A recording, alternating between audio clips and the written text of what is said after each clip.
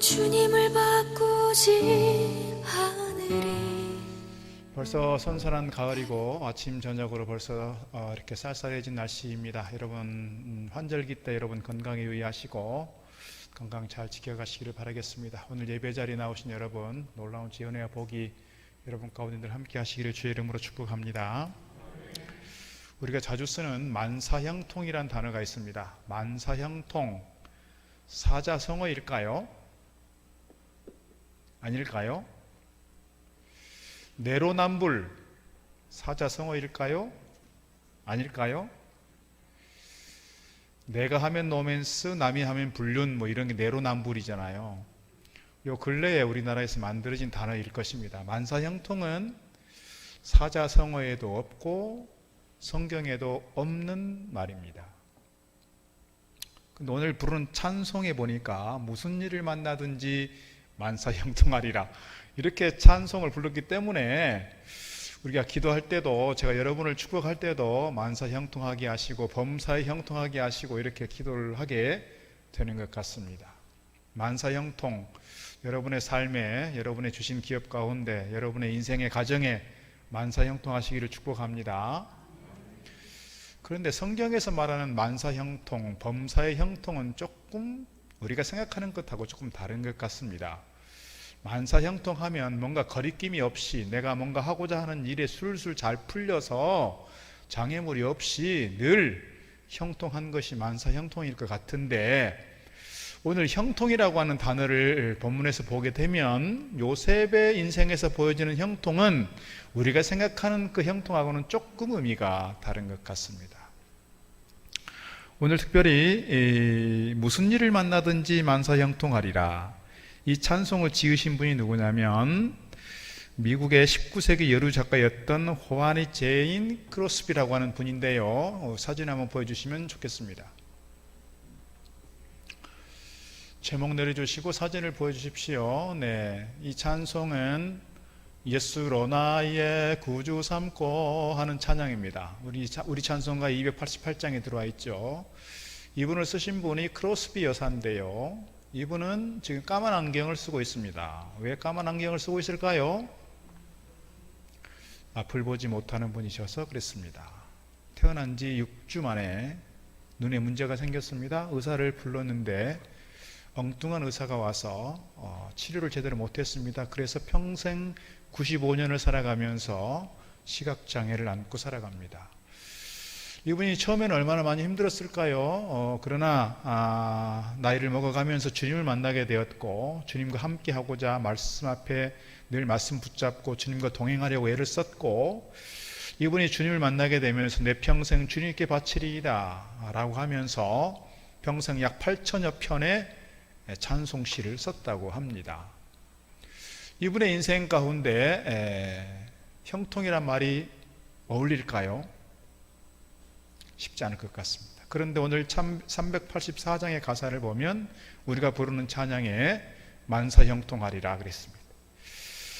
물론 이분이 쓴 찬송곡들이 우리 찬송에 많이 들어와 있습니다. 예를 들면 40장 앞을 보지 못하는 분이 뭐라고 찬송하냐면 주 하나님 지으신 모든 세계, 하나님 지으신 모든 세계가 너무너무 아름답구나, 그렇게 찬송합니다. 144장 찬송입니다. 예수 나를 위하여 십자가를 질 때, 우리가 자주 부르는 찬송가 22곡이 우리 찬송가에 들어와 있습니다. 예수로 나의 구주 삼고, 288장 380장 나의 생명 되신 주, 435장 나의 영원하신 기업, 439장 십자가로 가까이. 우리가 많이 부르는 찬송 가사가 이분의 찬송시에서 오는 찬송들입니다. 내가 비록 앞을 보지 못하고 38살에 시집을 가서 아이를 낳았는데 그 아이도 어린 시절에 그만 죽습니다. 그래서 그런 불행한 일들을 겪었지만, 그러나 내가 늘 하나님과 함께 하겠습니다. 내가 늘 하나님 손 붙잡고 가겠습니다. 말씀 의지하고 갑니다. 내 인생 하나님께 바뀝니다. 그렇게 달려갔던 인생, 95년의 인생 살아가면서 우리가 볼 때 참 형통이라고 하는 단어가 어울리지 않지만 본인 스스로가 형통이라고 생각하는 것 같습니다. 그래서 모든 일에 내가 예수를 구주로 믿고 내가 예수님 의지함으로 내 인생 복된 인생 아닙니까? 하면서 부르는 찬송이 오늘 384장이라 이렇게 말씀드릴 수가 있겠습니다. 오늘 크로스비는 이렇게 말하고 있습니다. 자막을 좀 띄워주시면, 내가 앞을 보지 못하는 것은 보는 것보다 더 위대한 일을 이루시려는 하나님의 뜻이 있었기 때문입니다. 나는 그분께 늘 감사했습니다. 비록 나에게는 소중한 것이 없지만 하나님은 나에게 더 소중한 것을 주셨습니다. 그것이 그분의 뜻이며 그것이 하나님의 소명입니다.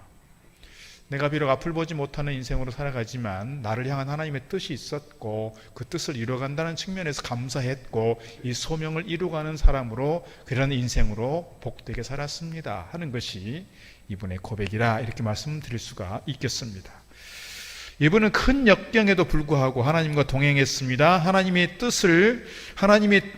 뜻이 그를 통해서 이루어졌습니다. 그뿐만 아니라 그의 많은 찬송들을 통해서 성도들에게 은혜를 끼쳤고 많은 사람들을 주께로 인도했다는 점에서 이분이 참으로 성경에서 말하고 있는 형통의 복이 그에게 임하였다 이렇게 말씀드릴 수가 있겠습니다. 우리가 보통 말하는 것처럼 형통이라고 하면 모든 일들이 내가 원하는 대로 다 이루어지고 다른 사람들이 고생하는 것처럼 나는 고생하지 않고 고난당하지 않고 시련이 없이 하는 일이 순탄하게 잘 이루어지는 것, 이것을 만사형통이라고 말하기에는 성경하고 너무 안 맞다 그런 이야기입니다. 환희 크로스비 이분의 삶이 역경이 있었으나 그러나 그 스스로 고백하는 것은 내 인생 복된 인생입니다.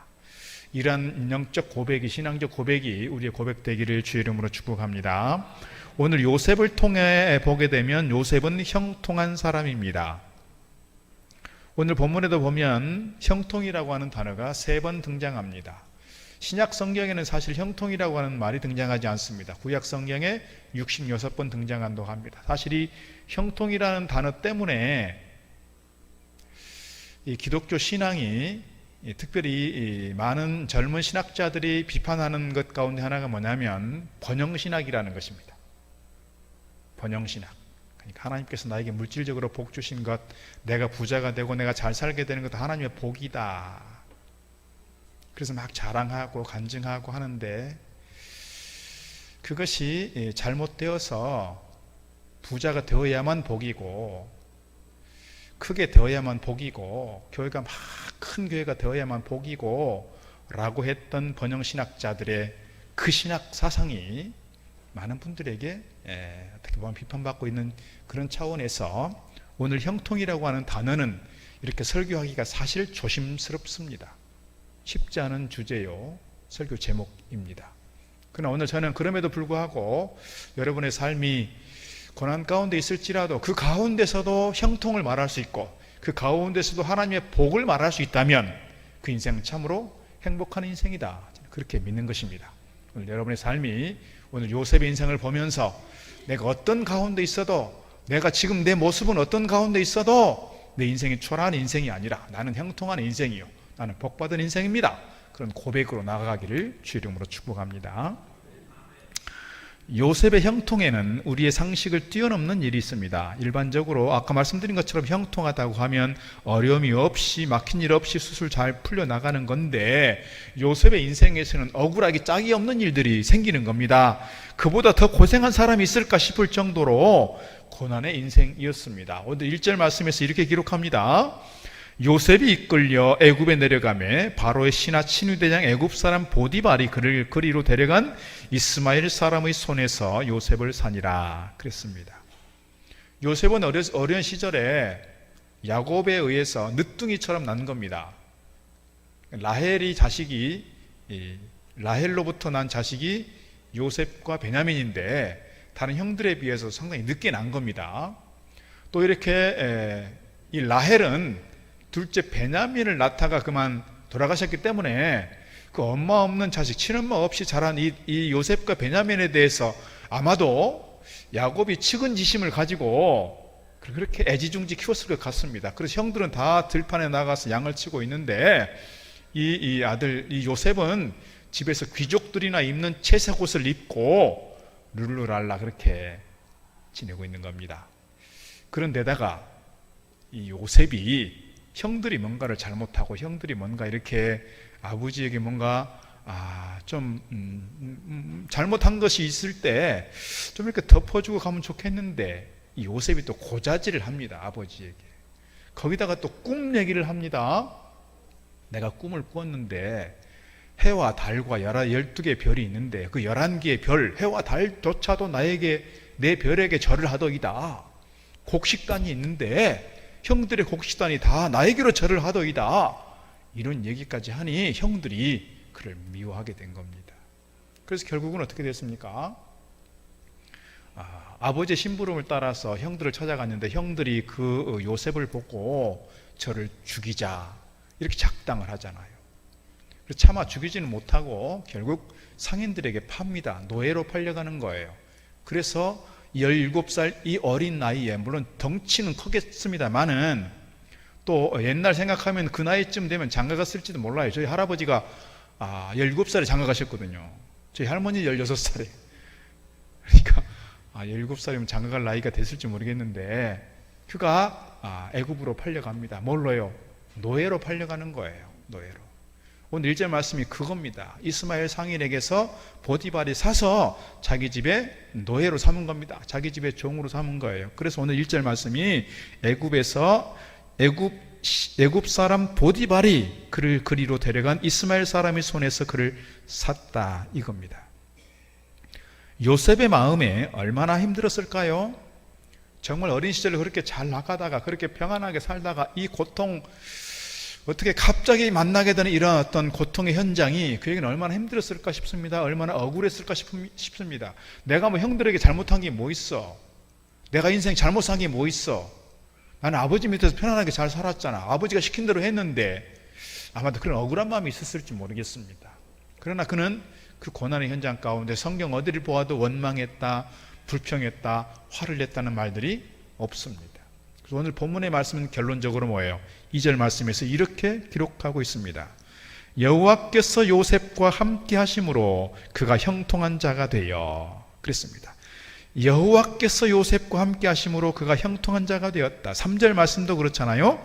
그의 주인이 여호와께서 그와 함께 하심을 보며 또 여호와께서 그의 범사에 형통하게 하심을 보았더라 그랬습니다. 결국 하나님께서 그와 함께 하심으로 지금 현장은 지금 본문에 기록된 배경은 그가 가장 최악의 상태, 가장 인생의 밑바닥 상태에 처해 있지만 하나님께서는 그를 형통하게 하셨다.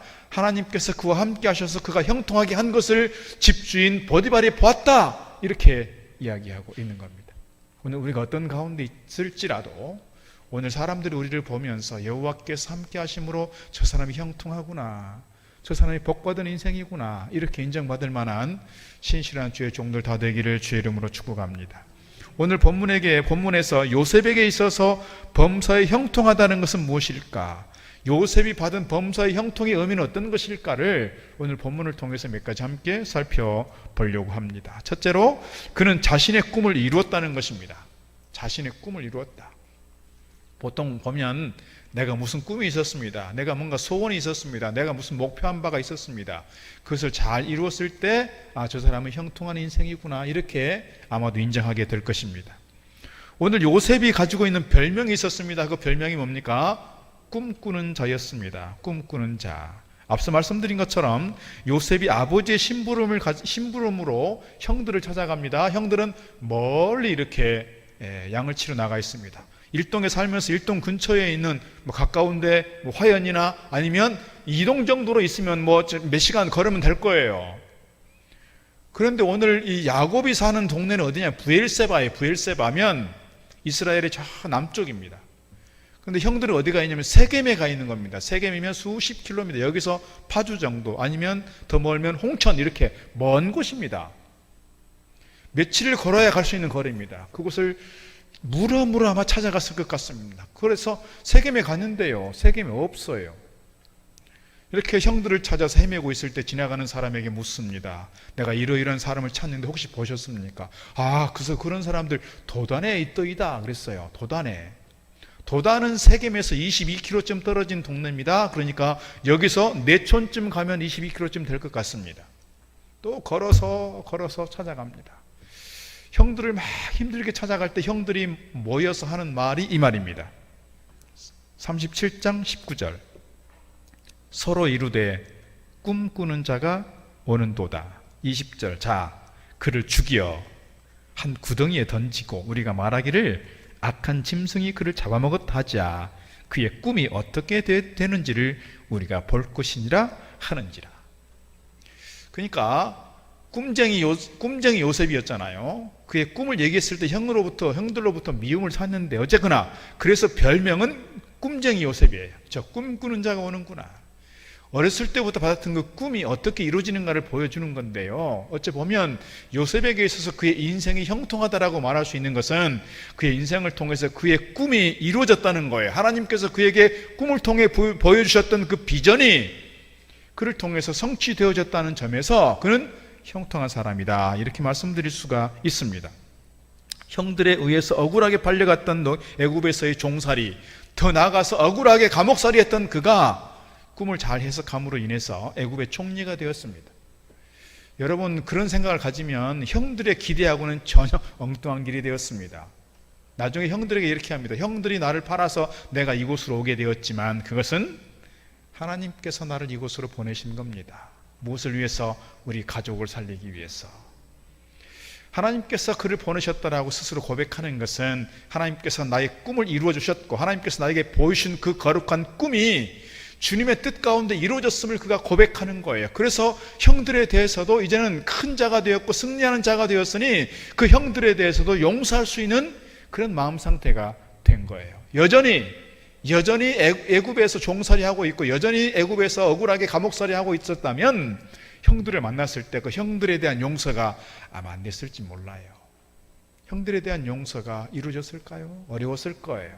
그런데 이 요셉이 왕실로 들어가게 되었고 애굽의 대제국의 총리가 되었을 때 형들에 대해서 용서할 수 있는 마음이 생겼다. 이렇게 말씀드릴 수가 있습니다.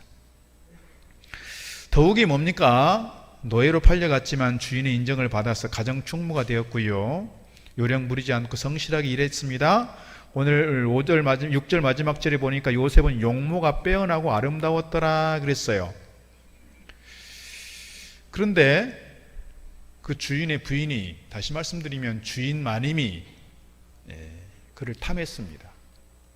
그럴 때 옷자락이 붙잡혔을 때 옷자락을 다 벗어 제끼고 도망을 쳤는데요. 그러면 잘한 거 아닌가요? 잘한 것이죠. 그런데 그것이 올무가 되어서 오히려 억울하게 또 감옥살이 하게 됩니다. 감옥살이 하게 돼요. 어쩌면 하나님께서 요셉을 형통하게 하셨다, 또는 요셉에 대해서 하나님께서 이미 복 주신 사람이다라고 말할 때 왜 이런 억울한 일들이 자꾸 생길까요? 왜 이렇게 고난이 자꾸 생길까요? 우리가 이해할 수 없는 일이지만 성경에 보면 이렇게 기록되어 있습니다. 전도서 7장 14절 이렇게 기록합니다. 형통한 날에는 기뻐하고 곤고한 날에는 되돌아보아라. 이 두 가지를 하나님이 병행하게 하사 사람이 그의 장래일을 능히 헤아려 알지 못하게 하셨느니라 했습니다. 하나님께서 형통한 날도 주시고 곤고한 날도 주셔서 이 곤고한 날을 통해서 하나님께서 그를 교만하지 않게 하고 미래에 대해서 자만하지 않게 하고 겸손한 인생으로 하나님의 형통케 하심을 감사하고 찬양하도록 우리의 길을 인도하신다는 거예요. 우리가 우리의 꿈이 있고 우리의 어떤 목표가 있고 우리의 어떤 비전이 있을 때 그것을 이루어가는 과정 속에서 늘 순탄한 것만 있는 것이 아니라 고난의 길도 있습니다. 내가 만나지 않고 싶은, 내가 경험하지 않고 싶은 그런 어려운 일들도 있습니다. 그런 사람들도 있습니다. 그러나 그 상태에서 주저앉아버리고 그곳에서 멈춰버리고 그곳에서 절망해버리고 그곳에서 포기해버리면 내가 가진 꿈 이뤄갈 수 없습니다. 내가 가진 꿈, 하나님 주신 비전 성취될 수 없습니다. 그런 점에서 내 인생의 길에서 고난이 있고 곤고한 길이 있을지라도 하나님 나에게 주신 비전과 꿈이 있다면 분명한 그 목표를 가지고 힘있게 달려가고 승리해 갈 때 우리의 소원은 분명히 이루어지게 될 줄로 믿습니다. 그런 인생을 통해서 하나님께서 형통한 인생이라 이렇게 우리에게 말씀해 주시는 줄로 믿습니다. 인생의 고난은 누구에게나 온다라는 사실을 기억하면 중요한 것은 하나님이 함께 하시면, 여호와께서 함께 하시는 인생이면 하나님의 도우심으로 분명히 우리가 그 고난을 이기고 극복하고 승리하게 될 줄로 믿습니다. 오늘 4절 6절 말씀 다시 한번 주목해 보고 싶습니다. 4절, 요셉이 그의 주인에게 은혜를 입어 섬김에 그가 요셉을 가장 총무로 삼고 자기의 소유를 다 그의 손에 위탁하니, 주인이 그의 소유를 다 요셉의 손에 위탁하고 자기가 먹는 음식 외에는 간섭하지 않았다 그랬습니다. 주인이 먹는 음식은 다 아마 주방장에게 맡겼겠죠. 큰 집이니 나머지 모든 살림, 아마도 살림이 컸을 것입니다. 밭도 많았을 것입니다. 그래서 가정총무로 삼고 모든 일을 맡겼습니다. 위임했습니다. 청지기로 삼았습니다. 생각을 해보세요. 17살에 팔려갔으니까요. 아직은 앳된 소년입니다. 그 가정에 많은 종들이 있었을 것입니다. 체격 좋은 종들도 있었을 것이고요. 연륜이 많고 경험 많은 그런 종들도 있었을 것입니다. 그런데 그 모든 사람들과 살림을 다 맡기고 책임지는 사람? 요셉입니다. 왜 그렇게 했을까요? 아마도 다른 사람들이 그 보디발의 어떤 일들을 보았을 때 보디발에게 왜 이렇게 무모한 짓을 하느냐고 그렇게 얘기했을지 모릅니다. 아니, 저렇게 어린 사람에게 가정총무를 삼으면 어떻게 다 하겠느냐고 그렇게 우려했을지 모릅니다. 그러나 아마도 요셉은 성실하게, 정확하게, 정직하게 일을 잘했을 것 같습니다. 요령 피우지 않고 거짓말하지 않고 신실한 모습으로 더 나아가서 뭐예요? 하나님께 예배하고 하나님께 제사하고 하나님께 기도했을 것입니다. 그래서 하나님께서 요셉에게 주신 그 형통함을, 하나님께서 요셉에게 주신 그 지혜를, 하나님께서 요셉에게 주신 그 리더십을 보게 되었을 거예요. 그래서 보디발에 그렇게 인정하는 겁니다. 여호와께서 너와 함께 하시니 너가 범사에 형통한구나. 그것을 인정하고 그에게 모든 일을 맡기는 겁니다. 많은 사람들이 어떤 꿈을 가지고 갈 때, 어떤 소망을 품고 달려갈 때 고난을 만나게 됩니다. 인생의 고난의 길에 있을 때 많은 사람들이 절망합니다. 포기하기도 합니다. 다른 중독, 도박 중독이나 알코올 중독이나 이렇게 중독에 빠지기도 합니다. 엉뚱한 곳으로 자기 시간을 보내게 됩니다. 그렇게 해서는 자기의 꿈을 이루어갈 수 없다는 거예요. 오늘 요셉을 통해 보여주고 있는 것은 그가 비록 형들에 의해서 억울하게 팔려왔고 종살이하고 또 이렇게 감옥살이까지 하지만 그럼에도 불구하고 그가 절망하거나 포기하거나 낙심하지 않습니다. 자기에게 주어진 삶의 현장 가운데서 최선을 다하고 최선을 다한 그것이 인정받게 되었고 그것이 결국은 다른 길로 가게 되는 한 단계 한 단계 업그레이드 되는 그런 축복의 길이 열려지게 됐다는 사실이죠. 오늘 우리가 인생의 고난을 만났을 때 포기하는 것이 아니라 믿음 안에서 우리에게 주어진 일들을 잘 감당함으로써 그 꿈을 이루어가는 저와 여러분 다 되기를 주의 이름으로 축복합니다. 오늘 우리가 자신의 꿈을 이루는 것, 성경이 말하고 있는 형통의 시작이라고 본다면 성경에서 말하고 있는 형통은 다음 단계 또 다음 단계가 있다는 것을 우리에게 보여주고 있습니다. 그래서 두 번째 단계는 하나님의 계획과 섭리를 이루었다는 것입니다. 앞서 말씀드린 것처럼 여호와께서 요셉과 함께 하심으로 이것이 반복되었다 그랬습니다. 에녹을 보면 그렇습니다. 에녹이 하나님과 동행하다가 하나님께서 그를 죽지 않고 불러가셨어요. 에녹이 하나님과 동행하다가 그랬어요. 그런데 오늘 본문의 말씀 보게 되면 요셉이 하나님과 동행하기 위해서, 요셉이 하나님과 함께하기 위해서 예배했다, 기도했다, 제사했다, 하나님의 말씀을 열심히 쫓아갔다, 이런 내용은 없어요. 앞서 말씀드린 것처럼 아마도 요셉이 예배했을 거예요. 기도했을 거예요. 그가 하나님을 찾고 또 제사했을 거예요. 그 모습 보면서 보디발이 너는 여호와께 복받은 자구나 그렇게 인정한 거잖아요.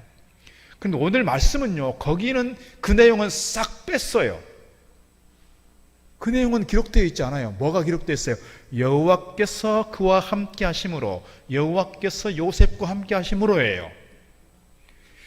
우리가 어쨌거나 하나님을 찾고 하나님을 예배하고 기도하는 것 중요하지만 더 중요한 것은 하나님께서 우리와 함께 하실 때 여호와께서 우리와 함께 하시면 우리의 길은 열려지고 우리의 문제는 해결되고 우리는 형통한 인생으로 세워지게 될 줄로 믿습니다.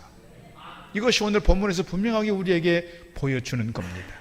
2절 말씀 다시 보면 여호와께서 요셉과 함께 하심으로 그가 형통한 자가 되어, 3절 그의 주인이 여호와께서 그와 함께 하심을 보며 또 여호와께서 그의 범사에 형통케 하심을 보았다 그랬습니다. 심지어 감옥에 수감되어 있으면서도 하나님께서 그와 함께 하심으로 그가 형통한 자가 되었다고 39장 23절에서 이렇게 기록합니다. 간수장은 그의 손에 맡긴 것을 무엇이든지 살펴보지 아니하였으니, 간수장이 요셉에게 모든 일을 다 맡긴 거예요. 그리고 들여다보지 않았어요. 왜? 신뢰하니까요. 이는 여호와께서 요셉과 함께 하심이라 여호와께서 그를 범사에 형통하게 하셨다 그랬습니다.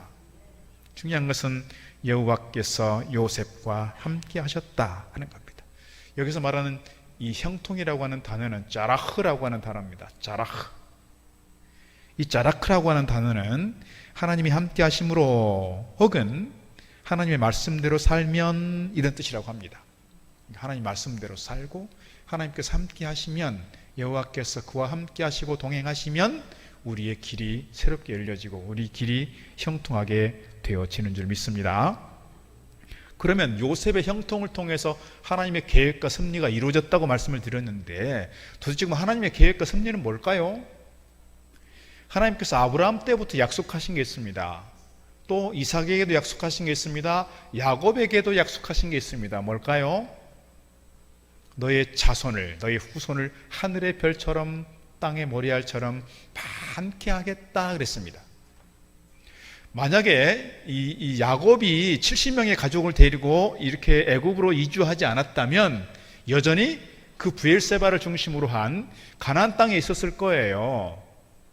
여러분 성지순례 가보신 분들은 알겠지만요, 이스라엘 가나안 땅은요 되게 척박한 광야지대입니다. 주로 그곳에서 이 70명의 가족이 430년 동안 살았다고 했을 때, 보통 성서학자들이 말하고 있는 출애굽 당시의 인구를 장정 60만이라고 했으니까 전체 인구를 따지면 200에서 300만 정도, 어떤 성서학자들은 600만 정도까지 추정을 하고 있는데, 이 가나안 땅에서 430년, 70년에 살았다고 볼 때 이 430년 동안 그들의 인구가 300만, 600만이 될 수 있었을까요?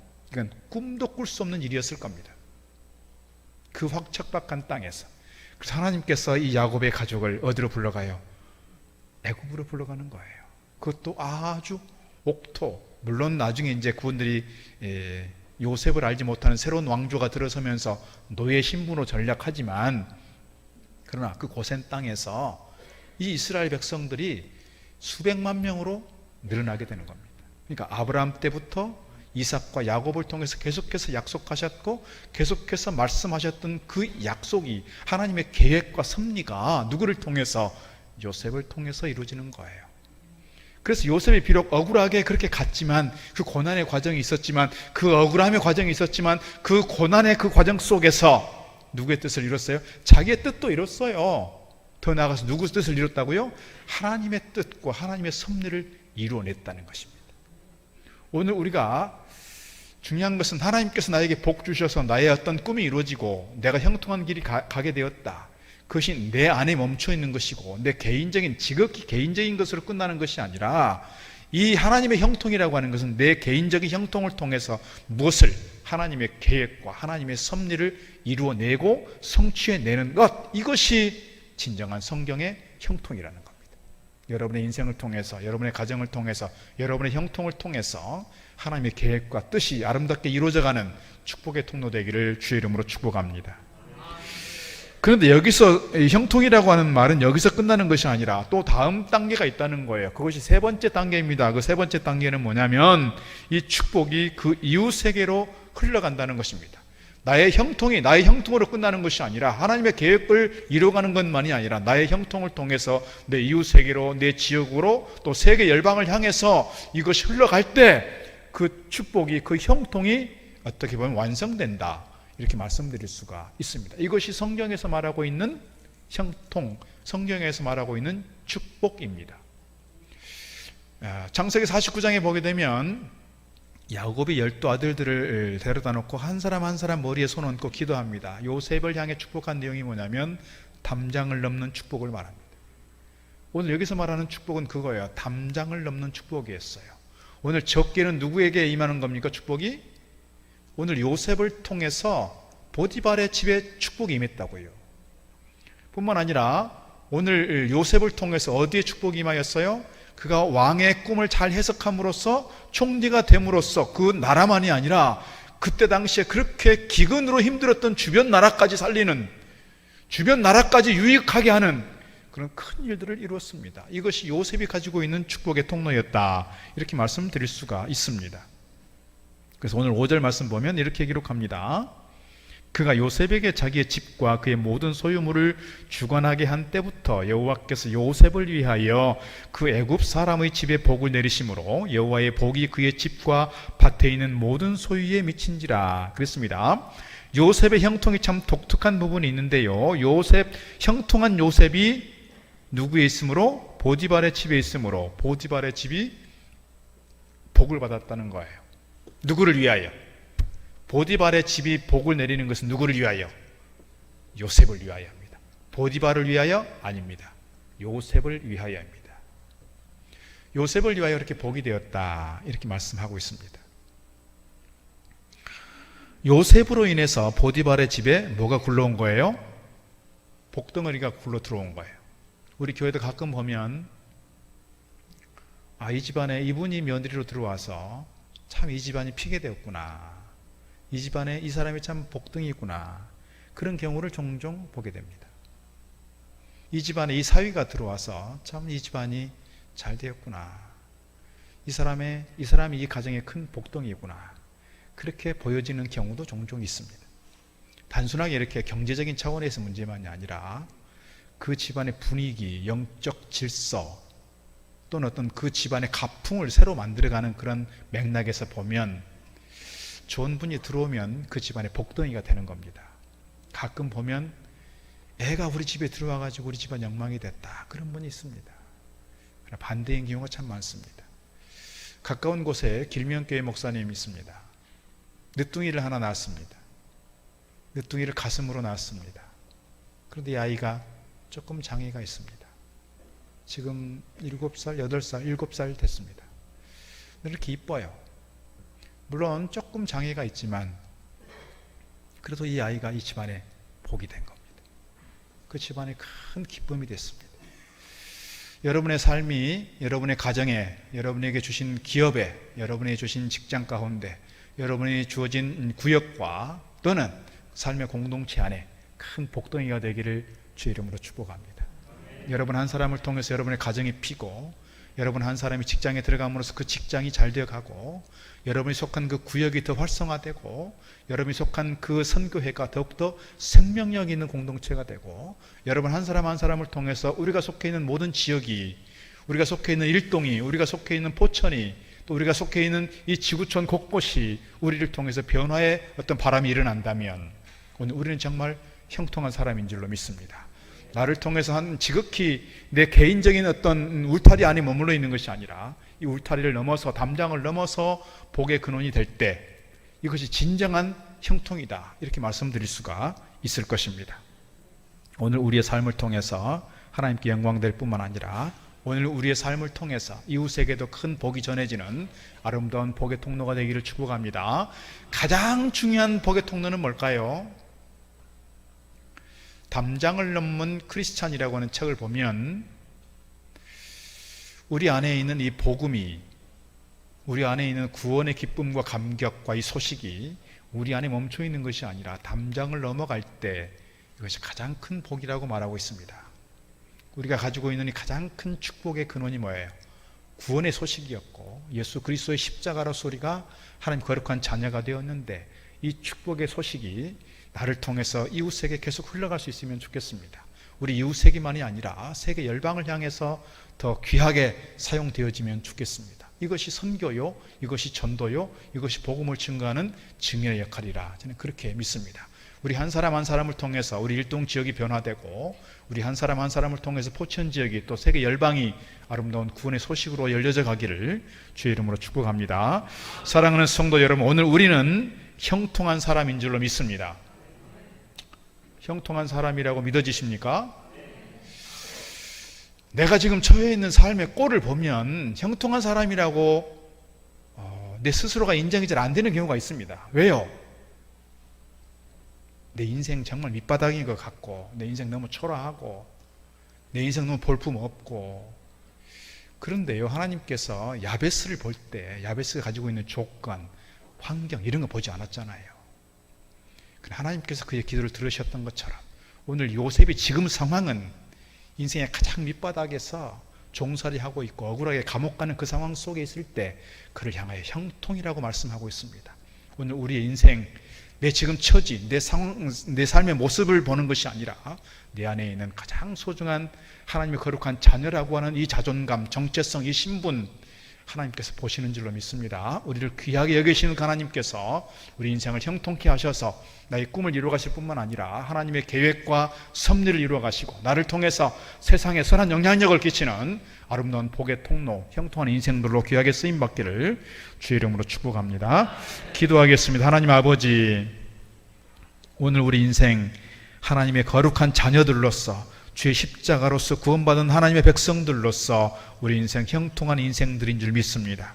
하나님 아버지, 하지만 하나님의 형통은 고난 가운데서 꽃을 피우는 줄로 믿습니다. 오늘 요셉이 고난 가운데 있으나 하나님께서 그와 함께 하심으로 그가 형통한 인생이 되었고 정말 저를 통하여 하나님의 계획이 이루어졌고 하나님의 섭리가 펼쳐졌고 저로 인하여 많은 사람들에게, 큰 국가의 그 근동의 많은 사람들에게 유익을 주었던 것처럼 오늘 저들의 형통한 인생을 통하여 내 자신의 꿈을 이루어갈 뿐만 아니라 우리의 가정이, 우리의 공동체가 아름답게 변화되어 가고 하나님의 섭리를 펼쳐가는 거룩한 통로로 쓰임받도록 주님 축복하여 주시옵소서. 무엇보다도 가장 귀한 이 복음의 씨앗이 우리에게 있으니 하나님 저들을 통하여 구원의 소식이 알려지게 하시고 복음이 증거되게 하시고 주님 나라가 확장되어 가고 영적 질서가 새롭게 개편되는 이 세상이 되어질 수 있도록 도우시고 역사하여 주시옵소서. 예수님 이름으로 기도드리옵나이다. 아멘. 도 주님을 바꾸지 않으리. 다른 어떤 은혜 구하지 않으리.